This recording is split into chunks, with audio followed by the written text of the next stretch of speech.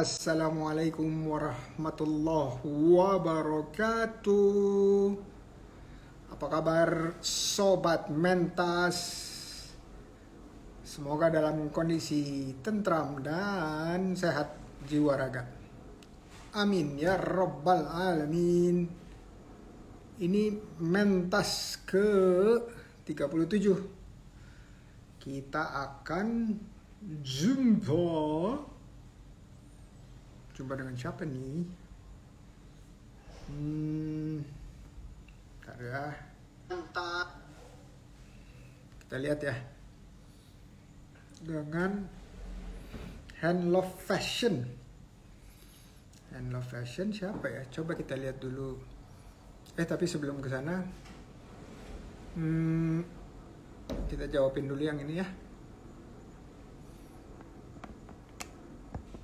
Oke, dari komunitas yang jelas tamunya dari OKOC komunitas OKOC Forever.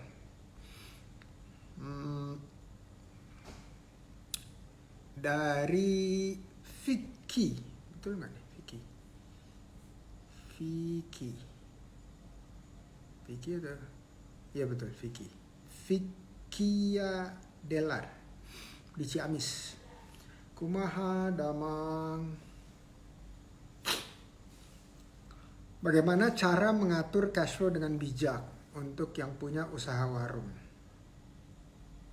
Oke, nomor 1. Ini dari sharing teman-teman yang lain nih ya.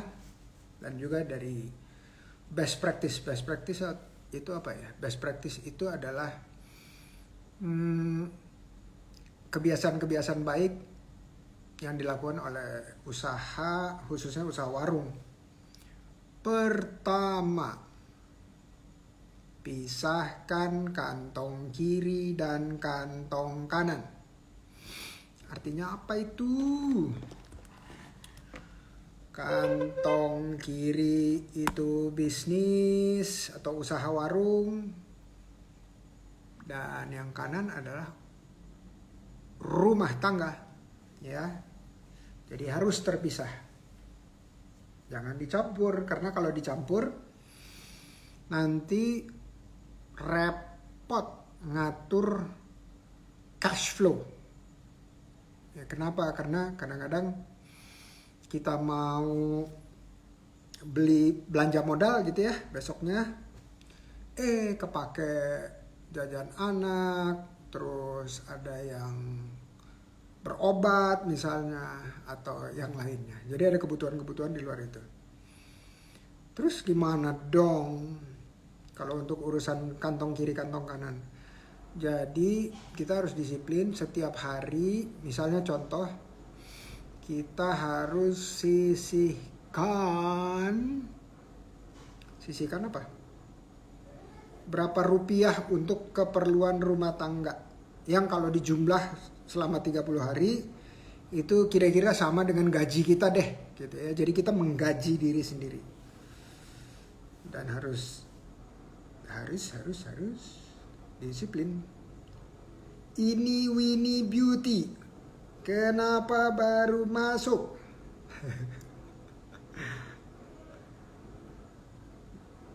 Apa ini?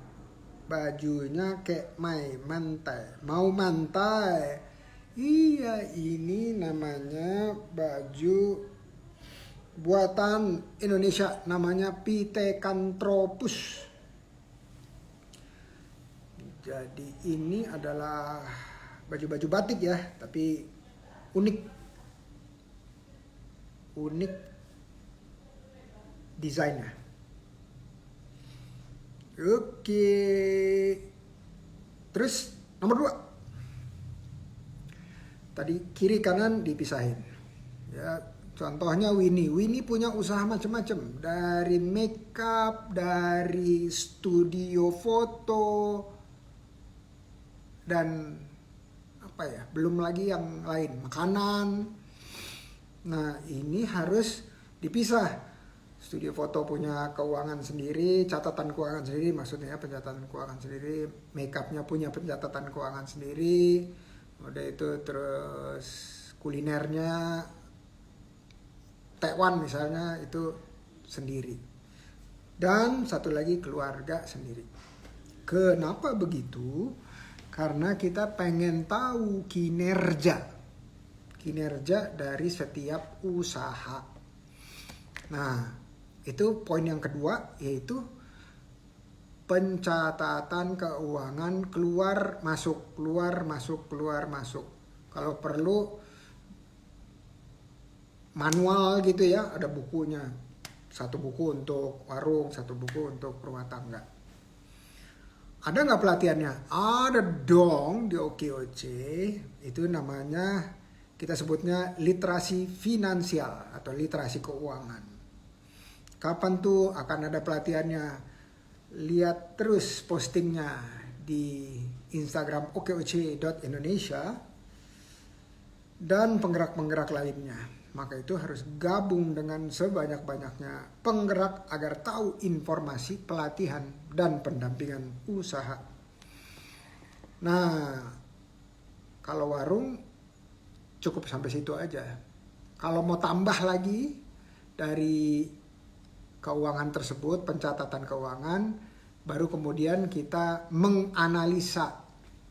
Menganalisanya gimana? Kira-kira dalam sebulan kita menetapkan harga jual setiap barang di warung itu sudah sesuai dengan biaya plus keuntungan yang kita ingin dapatkan nggak? Kalau nggak dicatat, akan sulit kita melihat itu. Yang ada, kok kayaknya banyak penjualan, tetapi uang kas segitu-gitu aja, atau bahkan tekor gitu ya, nombokin. Apa ini? Honey Lovely Official. Apa itu? Oh, ini ya, konsultan keuangan ya, bener nggak? Oke, ada Irma Collection. Ini hadir. Han Love Fashion.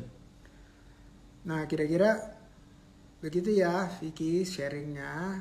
Jangan lupa gabung dengan OKOC di okoc.net. Habis itu begitu udah terdaftar, pilih penggerak-penggerak supaya dapat informasi mengenai pelatihan dan jenjang-jenjang sampai perizinan dan seterusnya. Karena informasinya banyak yang mendukung untuk bertumbuhnya suatu usaha, walaupun warung sekalipun gitu ya. Oke, makasih. Yuk kita lihat siapa ini yang akan hadir hari ini. Nih udah ada. OKOC Forever Bandung ya. Nih, Irma Collection. Oke. Coba kita lihat. Drang Honey Lovely.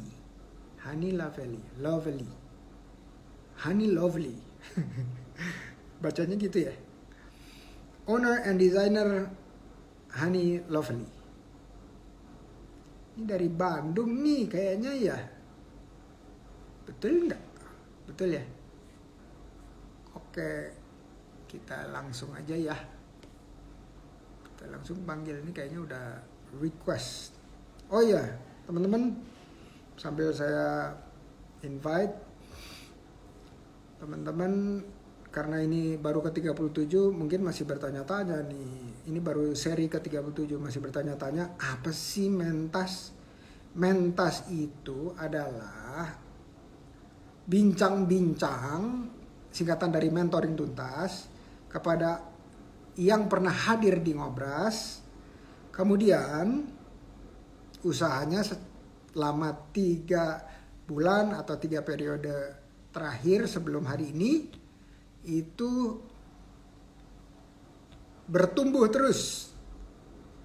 Ngukur tumbuhnya tuh macam-macam, bisa dari omset, bisa dari keuntungan kotor, keuntungan bersih, atau nambah pegawai, atau nambah toko, dan seterusnya. Ya, jadi ini luar biasa nih. Teh Hani, betul ya? Nah, yuk kita panggil Hani Lovely Official.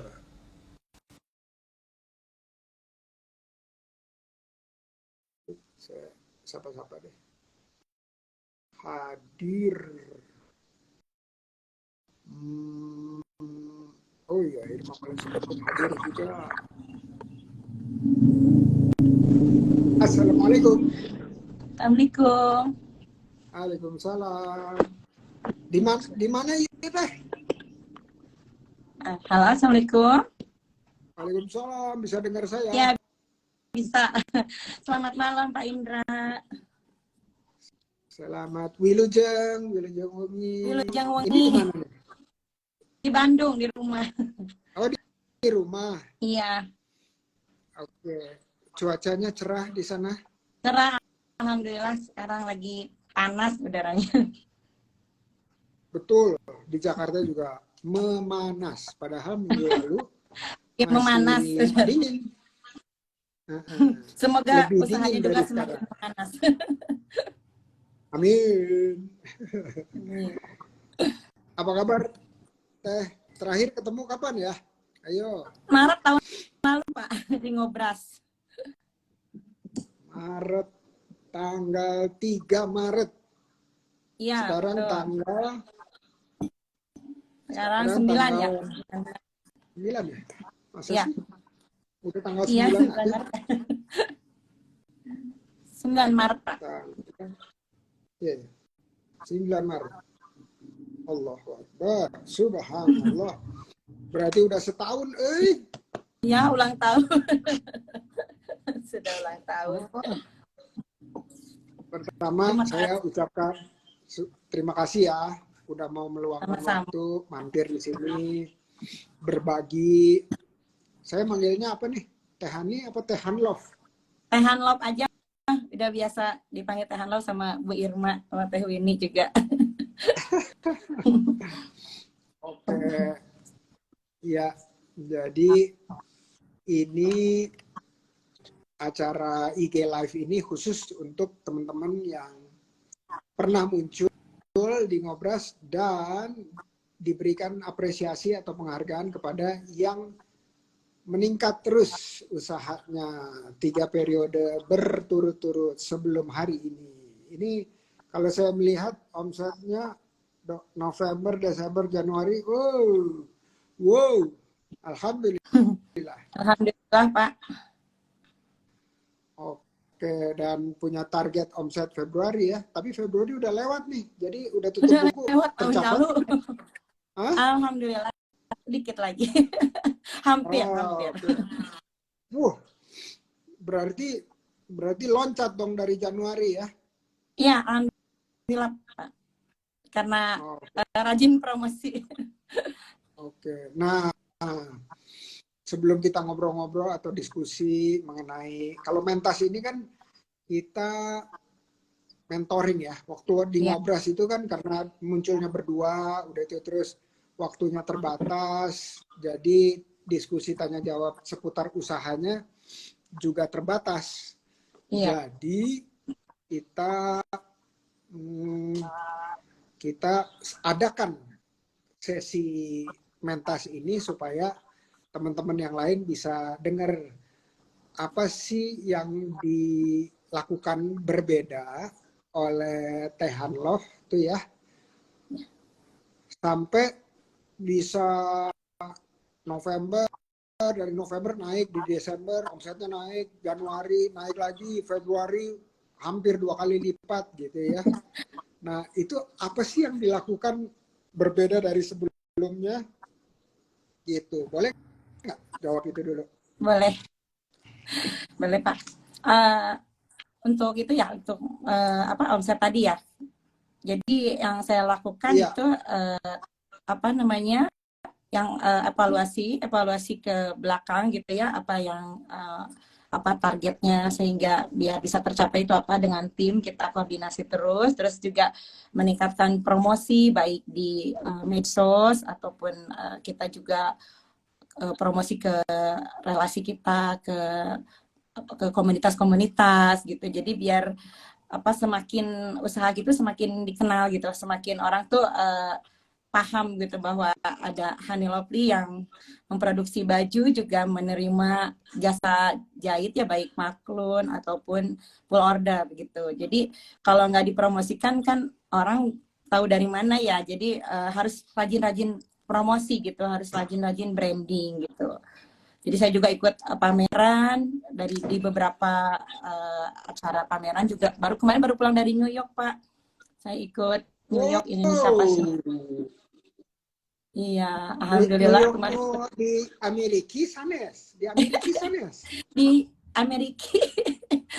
Iya, dari ikut di New York Indonesia Fashion Week. Itu alhamdulillah disponsorin oleh Pegadaian, Pak. Jadi karena sering eksis, sering branding, akhirnya ketika kita minta sponsor untuk support kita selalu di sana untuk branding juga BUMN mau gitu memberikan sponsor gitu, Pak, alhamdulillah. Jadi memang gunanya kita eksis ya di medsos gitu, itu ya itu sangat baik menurut saya, ke saya feedbacknya ke usaha saya gitu. Jadi memang kita harus aktif di medsos gitu ya, karena sekarang portofolionya tuh semua di IG kita ya, Pak, di Instagram gitu. Jadi nanti orang akan, siapa sih ini, brand apa sih ini Honey Lovely, mereka akan searching gitu kan, bertanya ke Mbah Google. Nanti akan ditemukan kalau kita sering eksis gitu ya, sering posting, sering branding tuh akan gampang ditemukan gitu. Jadi memang bagi saya peran medsos itu sangat luar biasa gitu, Pak, sangat berguna gitu. Jadi nggak usah takut dibilang narsis apalah gitu, karena yang yang merasakan manfaatnya kan kita, dan tentunya ke pertumbuhan ke usaha kita gitu. Jadi rajin-rajin branding dan tentunya semakin diperkuat dengan tim kita gitu. Jadi supaya produk kita juga bagus ya. Jadi jangan cuman postingannya yang bagus tapi produknya nggak diperbagus gitu. Gitu, Pak Indra. Nah, ini nyambung dikit ya, nyambung dikit. Kata beberapa tamu ngobras, sekarang itu Instagram agak sepian gitu ya, lebih sepian gitu. Betul nggak tuh? Sebenarnya memang sih agak kemarin sempat menurun, cuman memang kita harus menyajikan mungkin dengan konten-konten yang lebih menarik gitu. Jadi ketika kita posting itu nggak apa-apa kita dipromosikan ke grup kita, mungkin ke grup jualan kita, bahwa kita sudah posting gitu ya, tolong dilihat gitu, memberikan giveaway atau apa seperti itu ya, ada daya tariknya lah ya untuk mengembalikan lagi gitu algoritmanya ya, biar ke medsos kita tuh jadi banyak juga yang lihat, karena mungkin bisa merasakan manfaatnya, mungkin selain dari caption-captionnya yang kita tulis gitu ya, bisa menjadi inspirasi juga gitu. Jadi ya sering-sering membagikan hal-hal yang positif juga ya, bukan cuman jualan gitu. Jangan terlalu hard selling gitu. Itu biar nggak bosan yang follow-nya. Oke, hard selling itu maksudnya beli dong Iya. gitu.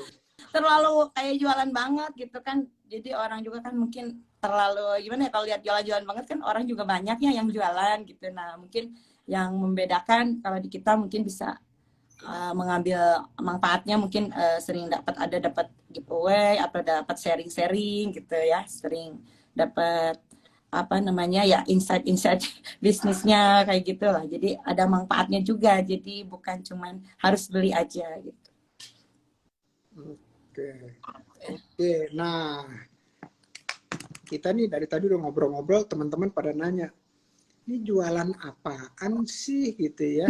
Nah, jadi boleh promosi dikit aja ya, dikit cerita mengenai Tehan Love, udah itu usahanya gitu, dan ya promosi lah ya, barangnya apa aja, udah itu terus harganya, range-nya tuh apa, kisarannya berapa, udah itu terus gimana kalau mau beli atau gimana kalau mau kerjasama.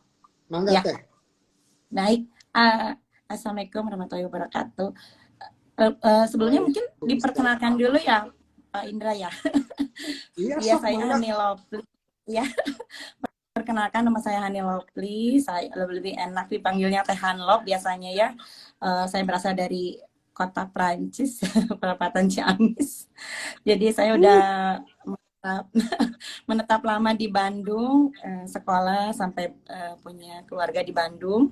Saya juga punya usaha di Bandung, merintis di bidang fashion ya, di baju dengan brandnya Hani Lovely sejak 2011 sebenarnya. Sebenarnya nama asli saya bukan Hani Lovely, tapi Hani Marliani, cuman karena saya punya putri namanya Lovely, jadi digabungkan jadi sebuah brand yang Hani Lovely. Dan alhamdulillah dari 2011 sampai sekarang sudah namanya tetap Hani Lovely dan sudah terdaftar di Haki ya.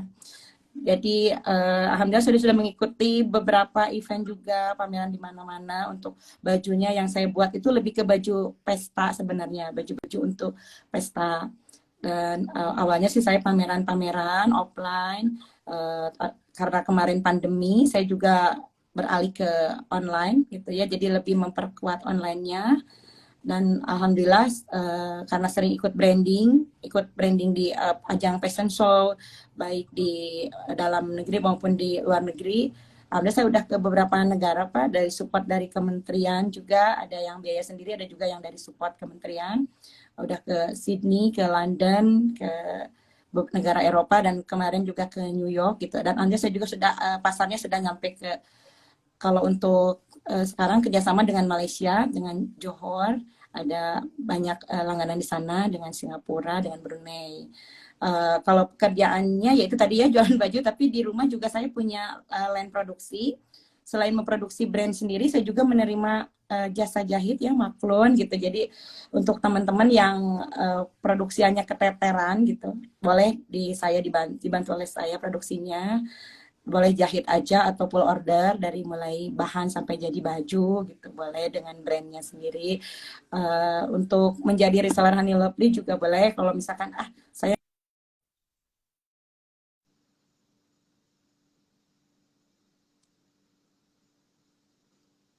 jadi reseller saya gitu, mencoba jualan produk saya juga boleh gitu. Jadi bisa dilihat produknya di Shopee di Hani Lovely Official, atau di Instagram juga di Hani Lovely Official gitu. Atau boleh langsung datang ke rumah, ke tempat produksi di Jalan Salakadomas, Cibaduit Permai, Bandung. Boleh nanti WA-nya boleh di DM gitu. Jadi saya insya Allah siap apa namanya membantu gitu, jadi partner ya, jadi fashion partner gitu. Jadi bisa memproduksi baju juga buat teman-teman yang baru mulai usaha gitu Pak. Oke, alhamdulillahirobbilalamin. Kalau yang di rumah itu ada berapa yang kerja Teh? Ada 10, penjahitnya ada 10. Tapi saya juga bermitra dengan beberapa garment. Jadi saya juga suka menerima PO seragam gitu, seragam kantor atau apa yang di atas 1.000 atau 2.000, saya kerjasama dengan bermitra dengan garment gitu untuk pengerjaannya, sehingga untuk deadline waktunya bisa tercapai gitu. Jadi kolaborasi juga sangat penting, kolaborasi di sini. Betul, betul. Sepakat, sepakat. Nah, ini saya mau kasih tahu teman-teman nih, kalau 3 tahun lalu sebelum ada peraturan baru mengenai kategorisasi dari usaha mikro, kecil, dan menengah, itu ukurannya mikro itu kira-kira ya sehari omsetnya sampai 1 juta rupiah.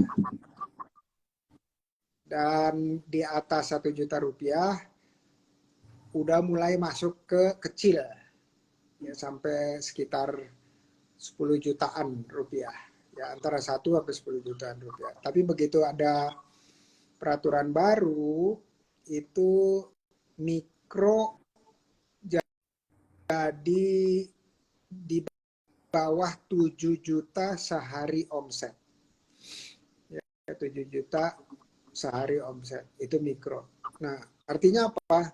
Tiba-tiba pengusaha yang tadinya udah masuk kategori kecil, dia turun lagi tuh. Turun lagi jadi mikro. Ya. Kenapa begitu? Karena saya menduga satu, supaya bisa mirip-mirip lah standarnya dengan yang ekonominya mirip-mirip Indonesia gitu ya. Jadi nggak terlalu jauh kalau mikro di sini sama mikro di luar negeri. Nomor dua, itu mungkin peraturan pemerintah lebih meringankan bagi pengusaha mikro. Lebih banyak kemudahan-kemudahan lah ya. Mulai dari perizinan, terus akses pelatihan, akses permodalan, dan seterusnya. Nah, kalau teman-teman penasaran nih, Teh Love ini mikro atau kecil? Nah, jawabannya sederhana. Dari dulu udah kecil, sekarang nggak turun kelas, tetap kecil. Bahkan udah mau naik ke yang namanya menengah. Kalau menengah itu patokannya adalah sampai 50 juta kira-kira ya sehari. Ya 50 juta omsetnya sehari. Nah, jadi ini udah menuju ke sana nih. Bentar lagi nih didoakan. Amin ya robbal alamin. Alhamdulillah ya. Jadi jadi kita sebagai pengusaha itu pengennya kan bukan hanya stabil aja gitu ya, ada terus, tapi makin lama makin meningkat, terus karyawan nambah, udah itu banyak mitranya, suppliernya, dan seterusnya. Nah, sambil bersamaan di Mentas ini juga saya ngajak teman-teman untuk membantu, dan Teh Love ini bantu di OKOC Forever Bandung, ya Bandung itu untuk bantu yang lainnya supaya juga bisa ngikutin jejaknya nih, betul ya Teh Love?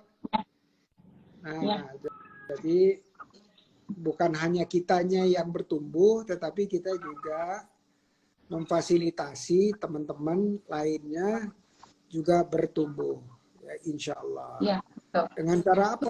Dengan cara tadi, ya, dengan cara memberi pelatihan, terus mentoring, terus memberikan solusi, ngajak bisnis, dan seterusnya. Memperkenalkan kepada network atau silaturahmi yang lebih luas lagi. Iya, Ya, betul. itu informasi tambahan biar teman-teman nggak penasaran nih. Kira-kira nih Halo usahanya udah ukurannya seberapa? Ukurannya ya segitu tuh. Jadi udah di atas, udah jauh di atas ya. 7 juta sehari penjualan. Ya kalau sebulan Amin. berapa tuh kira-kira ya? Ya, Amin. 7 Mudah-mudahan kali 30 bisa lebih meningkat dengan dibantu dari Pak Indra, dibimbing oleh Pak Indra. Karena saya juga masih butuh terus dibimbing. Saya juga ingin bertanya nih Pak Indra, bagaimana nih saya juga memanage SDM ya, karena kan SDM itu ya sama aja saya juga mengalami bongkar pasang gitu kan, jadi karena ada yang keluar masuk tim jahitnya kayak gitu ya. Nah, mungkin ada tips khusus dari Pak Indra buat saya biar gimana caranya nih biar bisa mempertahankan SDM gitu Pak, biar nggak terlalu sering keluar masuk bongkar pasang gitu. Ada sih ya kalau yang lama udah banyak juga, tapi ya biasanya yang baru-baru tuh biasanya masuk keluar lagi. Tapi kalau yang sudah lama dengan kita memang masih terus lama, alhamdulillah gitu kan. Jadi kita juga memberikan reward gitu ya untuk karyawan yang memang sudah lama ikut, tapi biasanya yang baru-baru tuh masuk keluar masuk gitu. Jadi Padahal ada tips khusus dari Pak Indra untuk memanage SDM. Oke, iya. Waduh, pertanyaannya mantap ini, mantap. Katanya sih penting banget ya, SDM penting banget. Penting, tim Kalau di itu dalam pendukung. betul, betul. Karena tanpa SDM yang kuat, mungkin kita bisa tahun ini bisa bagus gitu ya. Tapi kalau misalnya SDM-nya melemah atau pergi gitu ya, pindah dan seterusnya, itu ya usaha kita tahun depan belum tentu bisa seperti Iya, tahun ini. iya. Super tim, Nah, nggak ada Superman. iya. Nah, kalau di SDM itu ada ada kunciannya, Teh Love. Ya, Kunciannya kalau disingkat ya, kalau disingkat itu 4 R. 4R. 4 R. Ya, jadi itu dasar dari SDM lah. Jadi kuncinya itu 4 R. Apa itu 4 R? Ya, Pertama, R yang pertama ini semuanya pakai bahasa Inggris. ya. Paling pertama itu rekrut.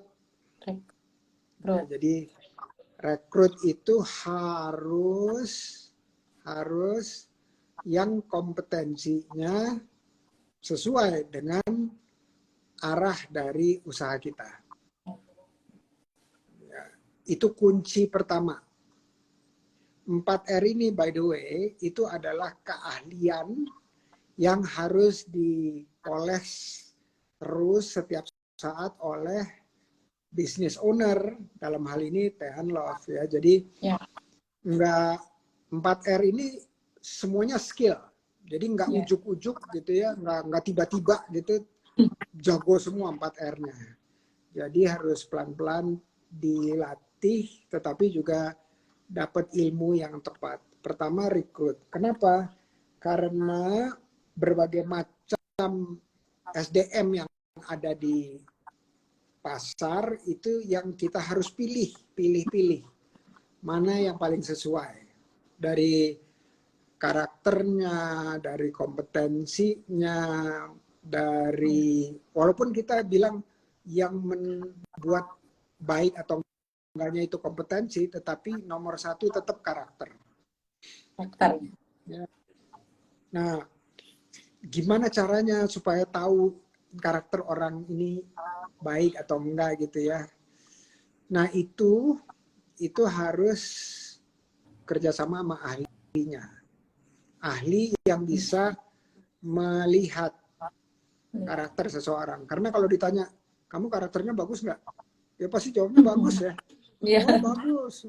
Kamu amanah nggak? Amanah banget gitu ya. Dan seterusnya. Kamu gigih nggak? Gigih. Kamu tahan banting nggak? Tahan banting. Gitu. Tapi begitu dikasih sesuatu kesusahan, dia langsung meletot istilahnya gitu ya. Nah, jadi R yang pertama itu rekrut. Dan ini menentukan banget kekuatan persaingan di pasar antara satu usaha, satu perusahaan dengan perusahaan lain yang sejenis. Kenapa? Karena kalau yang perusahaan satu bisa merekrut orang yang karakternya lebih baik, kompetensinya lebih baik, dia pasti produknya akan lebih inovatif, kreatif, terus kerjanya lebih cepat, ongkosnya lebih murah, dan seterusnya ya. Iya. Dan itu membuat si perusahaan A ini, dia akan jauh lebih unggul dari perusahaan B yang karena dia nggak ngerti ngerekrut orang, dia ambilnya orang yang ya kasat mata aja kelihatan, oh ini jago nih, gitu ya. Iya.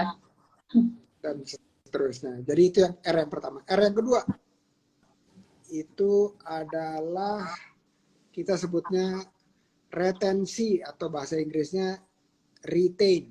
Retensi itu apa? Bagaimana kita bisa membuat yang kerja dengan kita, mitra kita, itu udah paling tepat bahasa Jawanya di uwongke. Di uwongke itu apa? Ngerti nggak, Tehano? Kalau di uwongke, diorangkan. Oh, diorangkan. Di uwongke itu diorangkan. Dari apa aja? Mulai dari kebutuhan dasarnya, belum bicara gaji ya, belum bicara bonus. Ya, misalnya kebutuhan dasarnya apa? Di lingkungan kerjanya memadai, sesuai dengan dia, dan nyaman buat employee atau karyawan atau staff atau mitra. Terus ada kelonggaran dalam hal misalnya contoh beribadah, ya. Kadang-kadang nggak ada waktu untuk sholat sekalipun gitu, misalnya contoh ya, kalau di pabrik gitu. Kalau di pabrik mungkin lebih ngerti karena mesinnya nggak bisa ditinggal kan. Jadi dia mesinnya harus ada yang jagain terus. Nah itu harus dicari solusi gimana ada orang terus yang jagain mesinnya. Nah itu retensi namanya, retain. Kalau mereka misalnya udah nyaman tempatnya, terus ada pertumbuhan karir, ya di situ mereka bisa melihat, terus mereka merasa bagian dari keluarga, dari tim. Baru setelah itu pertanyaan berikutnya adalah apakah kompensasinya sesuai enggak dengan kompetensi. Ya kalau beda-beda dikit gitu ya nggak apa-apa. Tapi kalau bedanya terlalu jauh, orang akan jadi mikir ya untuk berada di usaha tersebut. Dia bisa jadi begitu udah sadar gitu, wah ini kurang nih, dia mulai cari-cari yang lain. Nah, dan ini biasanya lebih banyak di anak muda. Kenapa? Karena anak muda itu dia lebih punya waktu lah ya, dan dia bisa lihat kiri kanan. Karena aspirasinya juga berbeda kan generasinya, dibanding yang udah lebih dewasa, lebih usianya lebih mendekati 40 misalnya contoh gitu ya. Itu mereka udah pengen udahlah sama aja, pengen di sini aja.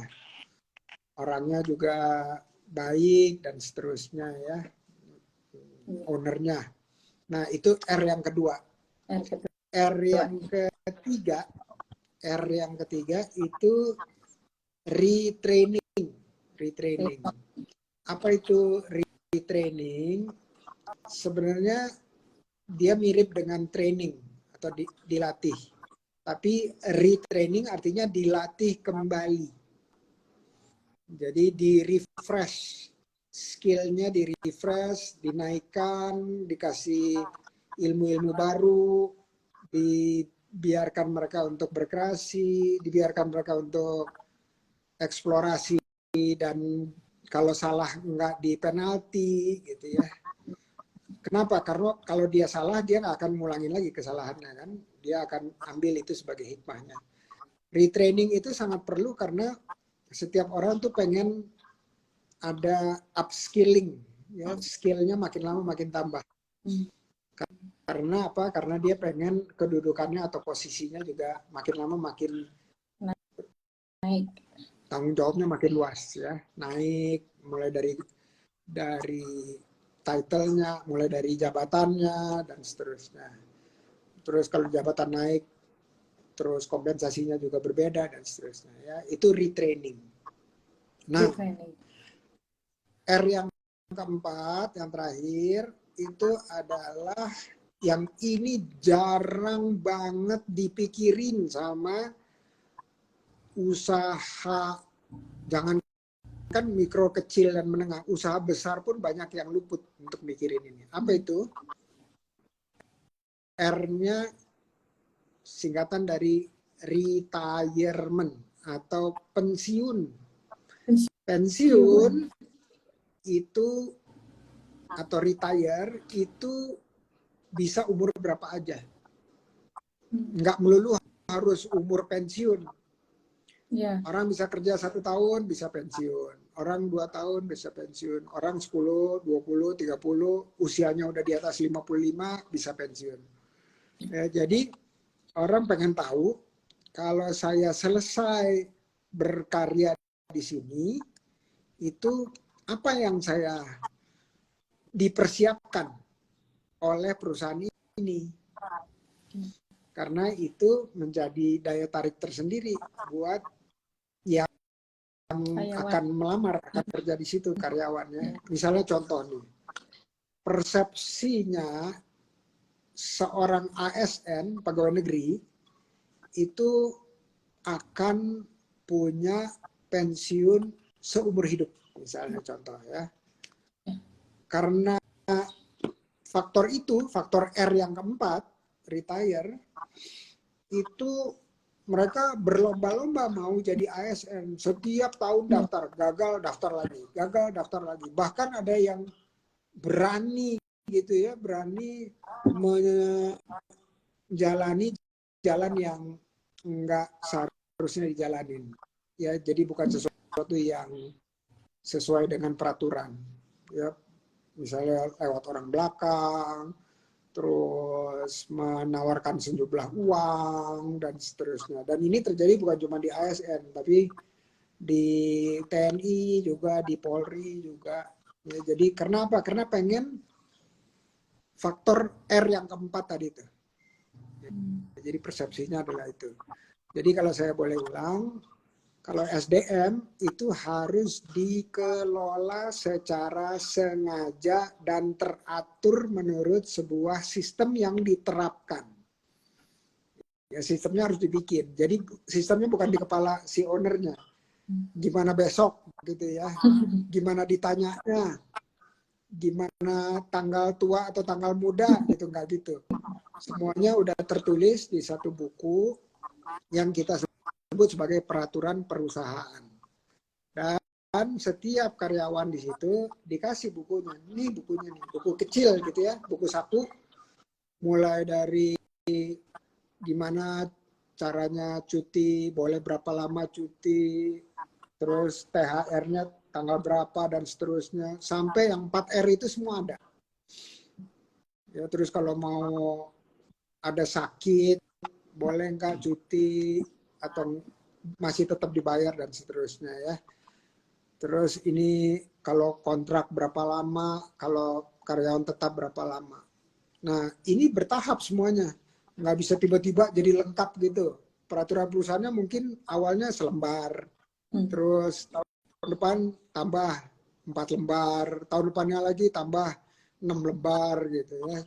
Dan ini lembarnya lembar yang buku saku gitu biar gampang dilihat. Nah tapi kalau sekarang kan udah zamannya zaman bukan buku ya, zamannya apa? Zamannya digital. Jadi kita harus menyesuaikan dengan itu. Nah, jadi 4R, 1, rekrut. Untuk dapetin orang-orang yang terbaik. Nomor 2, retain. Udah orang terbaiknya masuk, terus dia mau di situ terus gitu. Bisa bertahan di dalam, itu retain. Nomor 3, orang tuh nggak bisa gitu-gitu aja. Dia harus di retrain, harus dilatih ulang agar meningkat terus skillnya ya. Dan terakhir, orang akan lihat orang yang bagus, dia akan mikir, kalau saya masuk perusahaan ini, gimana kalau saya berhenti? Saya dapat persiapan seperti apa? Atau kalau saya tinggal di sini sampai usia pensiun, usia 55 misalnya ya, saya diberikan jaminan hari tuanya seperti apa? JHT lah. Jaminan hari tuanya seperti apa. Nah, 4 ini menentukan seberapa besar SDM yang akan bergabung dengan kita. Dan berapa lama mereka akan ada di perusahaan kita. Dan seberapa besar inovasi, kreasi, dan produktivitasnya mereka. Gitu. Bagus banget Pak. Keren banget Pak, makasih banget. Mudah-mudahan bisa saya terapkan di usaha saya. Amin, Eh, amin. Ya, tapi nggak usah kecil hati. Wah, 4R saya masih jauh banget dari sana. Enggak, maksudnya itu pelan-pelan ya, iya, pelan-pelan sambil step by step. ngareye, ngareye, Ngereyeh, ngareye, ngereyeh, ngareye. ngereyeh, Ya, ngareye. ya, Tuh. ngereyeh. Apa coba artinya apa tuh? Teh, ngareye. Ngereyeh itu sedikit-sedikit gitu, tapi pasti gitu berjalan ke arah sana, ke yang empat tadi. Mungkin pertama yang satu dulu ya, nanti diterapkan sedikit-sedikit, namanya ngereyeh kalau bahasa Sunda. Nah, tuh dia tuh. Ini dari ada tambahan nih dari aroma. Aroma apa nih? Kopi ya, kalau nggak salah ya. Aroma bilang kalau di bukunya PT Di Rahmat, karyawan cari yang memiliki passion. Artinya pada saat R yang pertama kita rekrut, kita harus bisa jeli melihat ya, dengan bukan cuma dengan interview, bisa jadi melalui proses magang. Jadi di Tehan Love terbuka untuk magang nggak? Bisa, sering kok ada, suka ada yang Hmm, magang dari kemarin juga dari Telyu atau dari universitas mana ada suka ada juga. Kita kerja hmm, sering menerima anak-anak magang. Dan itu iya. sangat Dan bagus juga buat kita tuh, mereka juga bisa apa ada request gitu ya dari anak-anak apa yang mahasiswa yang menerapkan ilmunya di ini di usaha saya gitu. Alhamdulillah sih jadi saling simbois. iya, iya. Ini dari Buns Food Bandung. Ini dia mau numpang promo nih. Bantu Ya. penjualan dong, ditunggu PO-nya untuk parcel koleganya. Amin.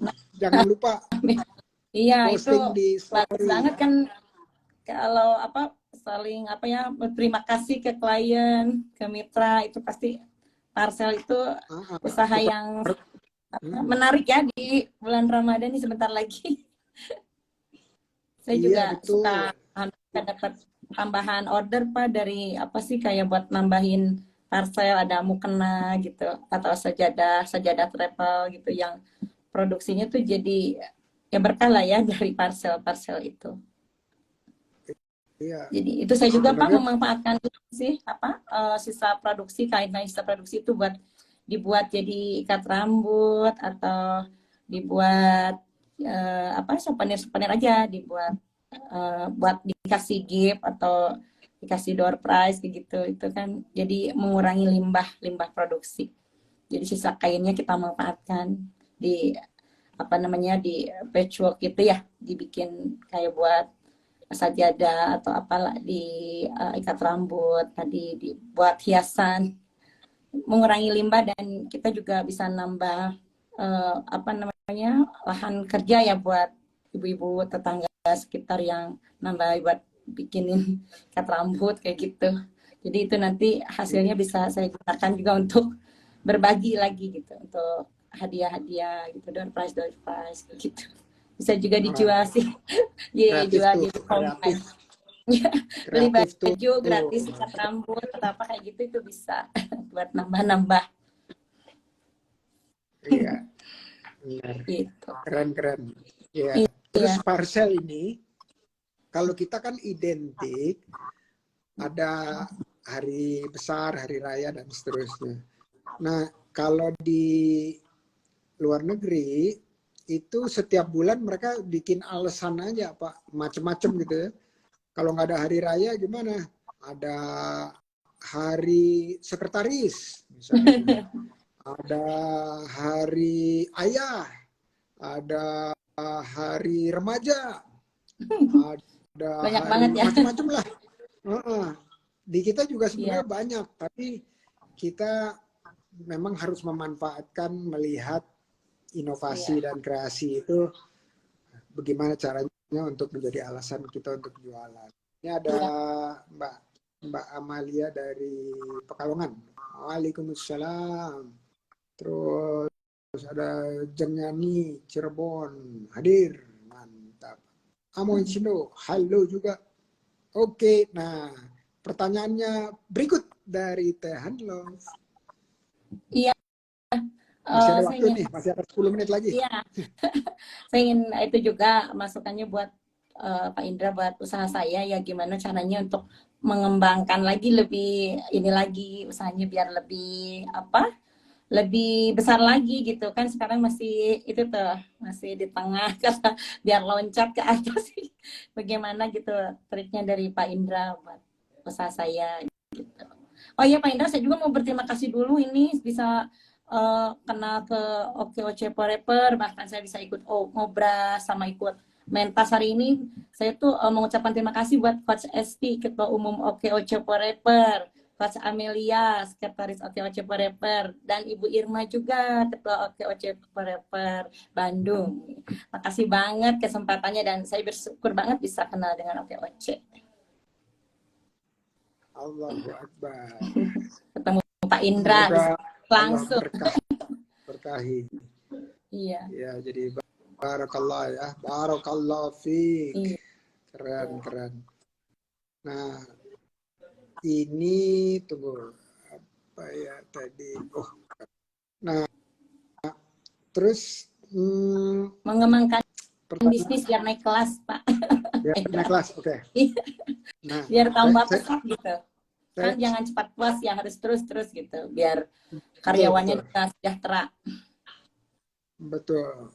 Nah, mau nanya dulu.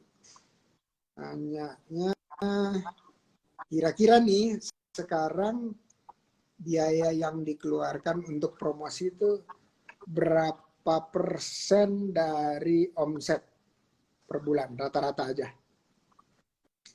Biaya promosi sih sekarang kan masih 20% sih Pak Indra.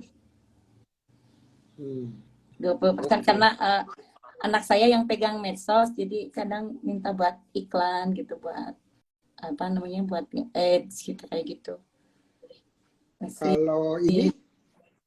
Kalau pameran juga bagaimana? Kalau pameran dan fashion show, alhamdulillah sekarang saya suka dapat sponsor. Jadi saya sering dapat sponsor dari BUMN. Kayak kemarin saya ke New York itu dari Pegadaian. Karena kebetulan saya juga binaan Pegadaian. Jadi saya mengajukan sponsor dan alhamdulillah kemarin tuh di New York saya disponsorin pool dari Pegadaian. Waktu ke Sydney dari Bank Indonesia gitu, waktu ke London dari Kementerian Koperasi gitu. Jadi memang kalau untuk pameran saya sering mengajukan sponsor Pak gitu. Jadi saya aktif juga masuk ke beberapa komunitas dan binaan dari BUMN gitu. Jadi masuk gimana ini caranya jadi binaannya BUMN apa gitu saya pelajarin gitu. Terus saya juga ya itu tadi mempersiapkan produk saya, company profile saya diperbaikin gitu. Jadi ketika mereka mengadakan kurasi atau saya ada yang ajak pameran atau mengikuti fashion show, saya tuh bisa mengajukan gitu company profile saya ke BUMN tersebut untuk diberikan sponsor untuk bisa branding dan pameran. Kalau jadi misalnya ya contoh nih, kalau ke New York keluar uang dari kantong sendiri itu ada nggak? Ada buat produksinya. Kalau produksi bajunya pastinya sendiri. Karena kalau BUMN untuk biaya fashion show dan ini apa biaya perjalanan ya. Walaupun memang sih tidak tercover 100%, tapi alhamdulillah sangat membantu. Oke. Untuk produksi teman-teman lain ya? Iya, teman-teman lain yang berangkat juga itu ada berapa tuh? Kemarin kita untuk desainernya ada 15 desainer seluruh Indonesia. Dan kemarin juga pas berangkatnya kita dilepas oleh Pak Sandiaga Uno Pak, pelepasannya alhamdulillah di Kementerian Kemenparekraf. Jadi alhamdulillah kemarin juga banyak disupport juga dari kementerian dan dari beberapa BUMN gitu. Ada yang disponsorin oleh Dekranasda, kemudian juga gitu. Jadi ada juga sih yang masih biaya sendiri. Karena awalnya juga sama, saya juga awalnya kalau pameran atau fashion show pun biaya sendiri gitu. Jadi apa untuk yang penting kita dikenal dulu gitu kan, branding lebih dikenal dulu. Ketika kita orang udah mengenal kita dengan apa company produk kita sudah kompronya udah portofolionya udah lengkap ya, kita juga bisa dengan percaya diri mengajukan untuk disponsorin seperti itu. Jadi ya itu alhamdulillah sering masuk-masuk ke komunitas, termasuk ke OKOC Forever, sehingga mendapatkan banyak ilmu, banyak sharing gitu ya, dari jadi menambah wawasan itu sangat penting gitu. Jadi ketika kita presentasi produk kita ke calon sponsor kita tuh lebih mudah dipahami gitu, dan mudah-mudahan sih alhamdulillah saya juga selalu goal sih untuk dapat sponsor gitu, karena kita bisa meyakinkan calon sponsor kita. Oke, Teh Love pernah nggak bikin pelatihan-pelatihan kepada teman-teman wirausaha lainnya yang menjelaskan pelatihannya gimana sih caranya mendapatkan sponsor untuk pergi ke London, ke New York, ke Turki, ke Sydney, ke mana-mana gitu. Udah pernah belum? Kalau pelatihan khusus untuk itu belum. Paling kan saya juga kebetulan ketua komunitas, ada komunitas apa pengusaha passion juga di Bandung. Paling saya sering-sering sedikit di grup gitu. Tapi kalau untuk pelatihan secara khusus belum, karena saya juga belum percaya diri, masih banyak yang jauh lebih bagus dari saya, mungkin pengalamannya lebih banyak gitu. Jadi ya kalau diminta sih, kalau ditanya saya insya Allah sih saya juga sering membantu teman secara langsung aja, mungkin kayak gimana caranya pengen punya produk atau pengen produksi, ya saya bantu gitu. Tapi kalau mengadakan pelatihan secara khusus gitu saya belum berani, tapi kalau diminta insya Allah sih gitu siap sharing. Saya yang minta boleh nggak? Boleh, tapi saya maksudnya ya kalau memang bermanfaat ya dirasa perlu mangga gitu siap, karena kan hidup yang bermanfaat yang lebih berat itu yang bermanfaat. Jadi sedekahnya bisa berbentuk Iya. sharing dengan senang hati. Iya. Nah, jadi terkait pertanyaan gimana sih bisa tumbuh lagi. Nah, jadi Iya. ada berbagai macam cara untuk kita memperkenalkan produk kita kepada calon pembeli atau calon, misalnya gini ya, dia masih remaja sekarang gitu ya, yang beli mungkin masih orang tuanya, tetapi nanti satu waktu dia udah bekerja, dia pasti akan beli sendiri. Dan kalau dia dari remaja udah kenal dengan kita, begitu dia punya uang sendiri atau udah kerja, dia akan mencari produk kita ya, brand kita. Nah, jadi yang pertanyaan yang tadi saya yang terakhir itu adalah, ayo bareng-bareng gitu ya, OKOC Forever Bandung, OKOC Forever di Jakarta, dan OKOC Indonesia, kita bikin event bersama aja, di khususnya misalnya pameran, gimana meningkatkan awareness atau pengenalan produk-produk kita ya. Dan ini dilakukan secara rutin karena menurut saya itu menarik banget. Orang-orang satu kalau punya produk pengen bisa terjual bukan cuma di kotanya aja, tapi di kota lain di Indonesia. Berikutnya udah di kota lain, mereka pengen juga dijual di negara lain. Nah, kemudian ada yang caranya untuk masuk negara lain harus berpameran di negara lain tersebut. Nah, untuk berpameran, aduh, nggak ada uang, cuannya nggak ada nih, gitu ya. Nah, ini ada jalannya nih. Salah satunya adalah minta sponsorship kepada berbagai macam instansi atau institusi pemerintah maupun swasta yang ilmunya ada di Teh Love gitu ya. Jadi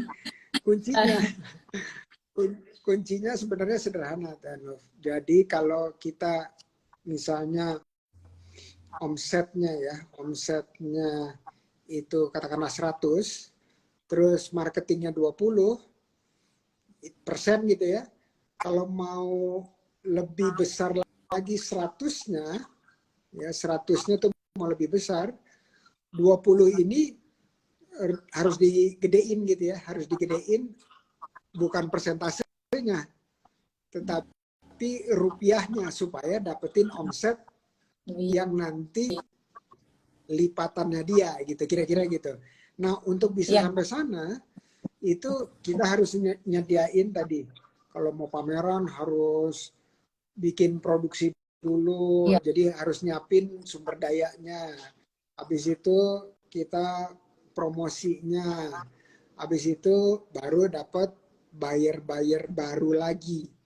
Nah, yang paling mudah dan ini udah dilakukan oleh Terlove itu adalah perbanyak B2B-nya.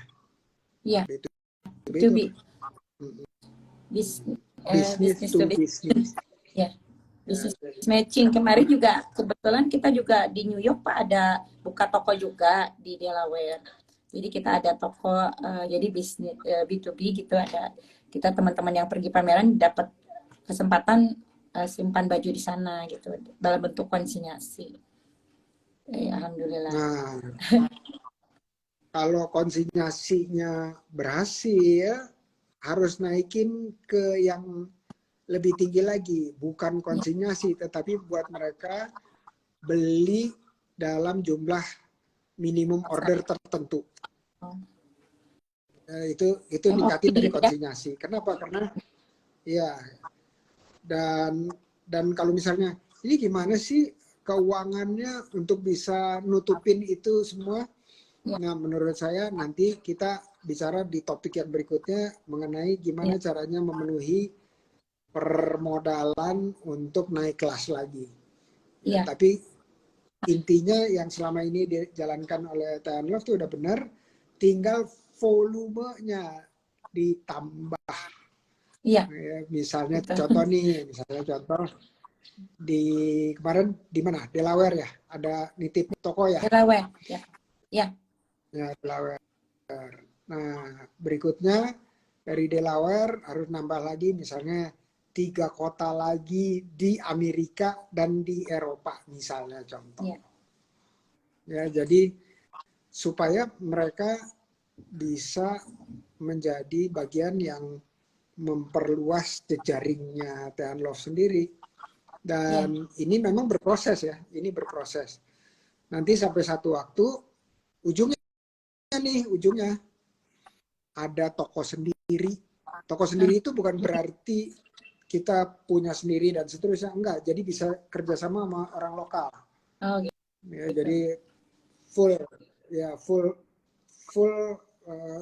isinya dari kita, misalnya brandingnya juga nama Hanlove Fashion gitu. Udah itu terus mereka yang invest di propertinya misalnya contoh. Nah, lebih tinggi lagi propertinya milik dari Hanlove Fashion sendiri. Amin. Seperti apa? Seperti amin, seperti yang di sini ya, misalnya contoh yang gede-gede nih, yang gede-gede kayak MAP gitu, dia punya mengelola beberapa brand dari luar negeri untuk mereka buka tokonya di sini masing-masing. Jadi jenjangnya tuh kelihatan tuh, step by stepnya kelihatan sampai makin lama makin besar, makin lama makin besar. Gitu kira-kira Terlove. Ngomong-ngomong ini udah 4 menit kelewat, kumaha ieu teh? Aduh, alhamdulillah ya asik ngobrol. Banyak banget masukan dari Pak Indra, makasih banget. Nanti kita Pak Indra, saya juga mau ke Milan Pak Indra, nanti September ada Milan Fashion Week. Kalau teman-teman mau ikut, hayu, September masih ada waktu. Kita cari sponsor bareng-bareng. Barakallah alaik. Semoga persiapannya matang, udah itu terus sesuai produknya, dan di sana laris manis Tanjung Kimpul. Amin. Nanti di Bandung juga Ramadan Pak, ada Pak di Ramadan. Ya, bareng Bu Irma Ramadan ya, Bu Irma di Trans Hotel. Ramadan Fashion Market. Oh di Bandung ya? Ya, di Trans. Bapak mudah-mudahan berkenan datang Pak Indra. Itu kita beli di Mudah-mudahan sana di pas Medan Fashion kebetulan Market. ada di Bandung. Iya, nanti dihubungi Bu Amin, Irma amin, atau amin. Tuh, ada yang nanya tuh, Teh apa. Zelubi, ayo saya ikutan, gimana caranya ya? Wah, Ikut ke Milan. ini nanti tinggal DM langsung. Saya langsung Ah, aja ah. ke saya ya, ke IG saya-nya yang aktif di Hanlove Fashion ya. Kalau yang Hanlove ini dipegang admin. Oke, Zelubi 14. Silakan DM ke Hanlove Fashion. Fashion. Tuh di bawah situ tuh. Iya, Ya, ayo. Hanlove Fashion. Nanti dikasih tahu caranya. Ya, siap. Oke, terakhir dari Teh Hanlove. Pesan-pesan buat saya dan teman-teman yang dengerin sebagai kalimat penutup. Silakan. Iya, iya. Tidak akan ada rasa bangga tanpa usaha, tidak akan ada rasa puas tanpa kerja keras. Karena sukses kita tergantung usaha kita tentunya. Jadi jangan putus asa, teruslah bermimpi dan wujudkan mimpinya dari sekarang. Jangan ada kata nanti. Amin ya robbal alamin. Kalau meridhoi Semoga dan Allah. berkah dimudahkan. Amin. Terima kasih Pak Indra, terima kasih semuanya. Oke. Oce Forever, terima kasih semuanya. Bu Irma semuanya. Atur nuhun. Teh Hanlove. Dayana. Widya. Assalamualaikum warahmatullahi Waalaikumsalam wabarakatuh. Ya, sehat selalu Pak Indra. Assalamualaikum. Sami-sami, amin. Sukses Sadayana, amin. Amin, amin. Oke, teman-teman, itu barusan kita bincang-bincang dengan Teh Hanlove. Ini silahkan DM ke @hanlovefashion. Banyak banget sharing ilmunya, tadi pengalamannya juga, dan teman-teman bisa belajar. Ini ada dari Bu Atun. Nanti silahkan DM aja ke saya supaya saya bisa kasih nomor OKOC kemanusiaan. Terima kasih teman-teman dan terus berjuang bersama OKOC. Assalamualaikum warahmatullahi wabarakatuh.